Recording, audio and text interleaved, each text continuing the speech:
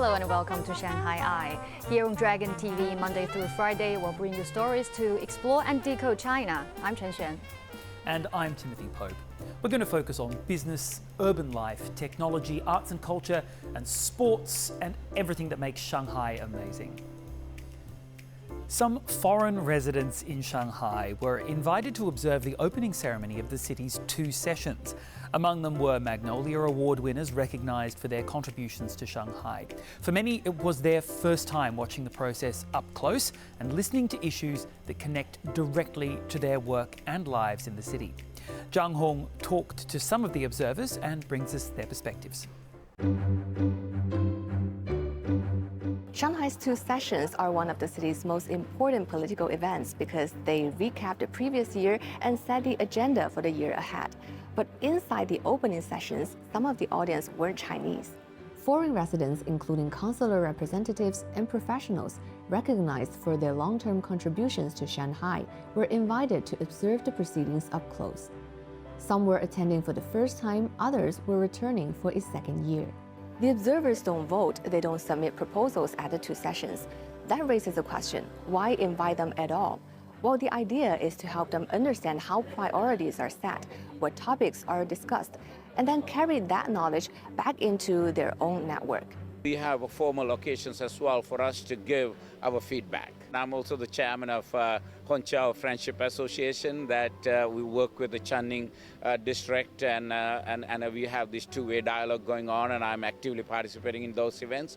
And we are also a member of eBlock, International Business Advisory Council for Shanghai Mayor. So we have multiple channels. The voices are heard and this response is coming. So that gives a feeling that we want to continuously engage in this process. For any society, I personally believe that when everyone feels that they're part of it, they engage in it, the success rate is higher. Actually, I have been doing a lot of discussions or suggestions through the whole process, people's democracy. So I'm quite familiar with the process, but it's my first time to participate in the opening ceremony. For me, very interesting. Even I have been here so many years, I believe I know the Chinese system pretty well. I learned new things today. Here, this is not lobbying. This is a structure where it's trying to get every walks of life to bring in suggestions. And what we heard today was there was a lot about how to refine the system, how to include more people, and how to make the suggestions more effective. This year's meetings are especially significant because they set the groundwork for Shanghai's 15th five-year plan that will guide the city's development from 2026 to 2030. Healthcare, technology, sustainable development, and education. The themes discussed here are exactly the sectors where many of these foreign professionals are working. Out of 1,046 proposals, maybe 250 or something were around specific economic development that is related to foreign businesses in China. So that's also great. We have a lot of different suggestions about, for instance, the economy for elderly people, because the aging population of China, and especially Shanghai, there's a lot of need for that. The sessions highlighted Shanghai's ambition to remain a global innovation hub, and Anu Rathnindi was especially focused on technology and sustainability. The commitment for the high-quality green development is being part of the every five-year plan that I witnessed in the last several five-year plans, and that gives confidence for us to continue to engage and continue to make our investments here in China. Education and artificial intelligence were among the themes Andrew Lancaster listened closely for. High-tech AI, very much a big part of the transformation of the landscape in Shanghai. That's very much related to what we're doing in education right now.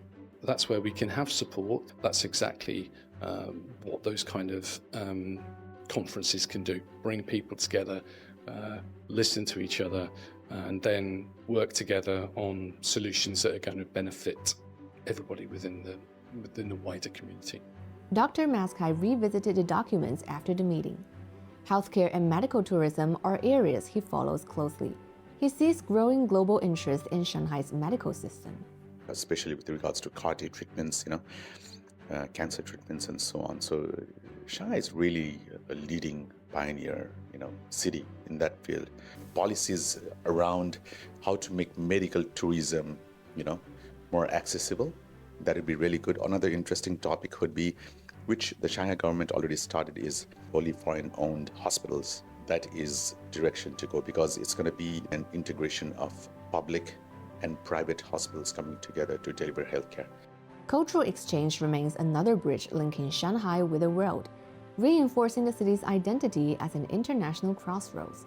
I think it's a great chance for us to recap what happened for the last year, in this case 5 years plan, and also the coming ones. It's like creating more circumstances for developing strategies to enhance international understanding of each other, including between the countries and the people. Most importantly is continue developing and becoming more stronger in that sense. I see a very bright 2026, Year of the Horse. So it's going to be 马年马到成功, right? Shanghai Science and Technology Museum is set to begin trial operations this spring festival after more than 2 years of extensive renovations. Here's a sneak preview of all the cool things to expect.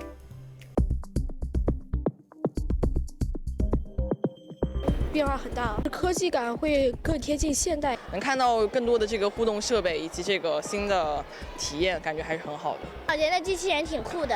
More than 405 interactive exhibits have been installed, with 87% of them developed by the museum and 80% featuring a hands-on experience. Here in the Aviation Adventures, you can see this full-scale, highly detailed replica of a Ford tri-motor aircraft, which is the very model that served Shanghai's first civil aviation route. Step inside, put on a VR headset, and you will be transported back to 1930s Shanghai for an early commercial flight experience. And here in the material matrix, one highlight is the racing superconductors.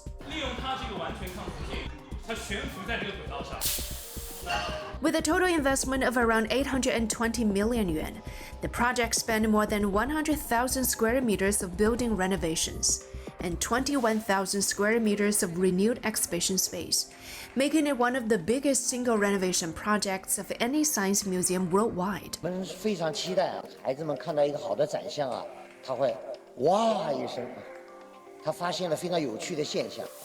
第二个呢，是发出哦的一声，他懂了其中的科学原理。进一步的话，他能够进入到咦，他可能又会发现新的、更新的、更有趣的一个现象所以哇哦咦3个声音我希望我们在我们科技馆里会反复的出现。The museum also adjusts opening hours across its 3 venues. Starting February 1st, 2026, Saturday and holiday hours will extend until 8 p.m. at Shanghai Natural History Museum and Shanghai Astronomy Museum. And from March 1st, Shanghai Natural History Museum will be closed on Tuesday instead of Monday. 措施开放以后呢，3馆不再统一周一闭馆，总有一个馆等着你来。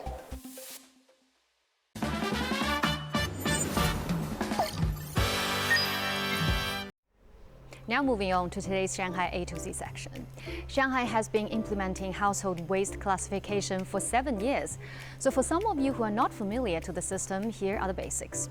There are 4 categories of waste: recyclable, hazardous, wet, and dry waste. Recyclables include paper, plastics, glass, metals, textiles, and electrical components. So please make sure these items are clean and dry before you dispose of them. Flatten cardboard boxes and rings containers to avoid contamination. And next is hazardous waste. This category covers batteries, light bulbs, medicines, paint, thermometers, and photographic films. So be careful with breakable items. Wrap them safely before disposal. Then we have wet waste, which refers to organic or perishable waste. This includes food waste, so leftovers or expired foodstuffs, fruit and vegetable peels, and flowers and plants. Remember to drain excess liquid and remove any packaging before tossing them. And finally, dry waste. This includes everything else that doesn't fit the first 3 categories, Things like used items, used tissues, diapers, cigarette butts, hard shells, and dirty plastics go here. So for the larger items like furniture or electronic appliances, you need to schedule a pickup through certified recyclers. The same goes for construction waste, so please dispose of it at designated site. So if you have questions, you can always call 12345 or check the Suishenban mini program for details. Now for the Shanghai Q&A section, Mark from the United States asks, is the maglev safe for a person with a pacemaker? Well, no need to worry, Mark. Passengers with pacemaker can safely take the maglev train in Shanghai. A study conducted by Zhongshan Hospital indicates that maglev trains do not cause discomfort to patients with implanted pacemakers, nor were any changes detected in pacemaker parameter settings. So the train does not interfere with cardiac pacemaker systems, and it is safe for patients with implanted pacemakers to ride. If you've got a question for us, you can find us on all the socials, and all of our content is online as well.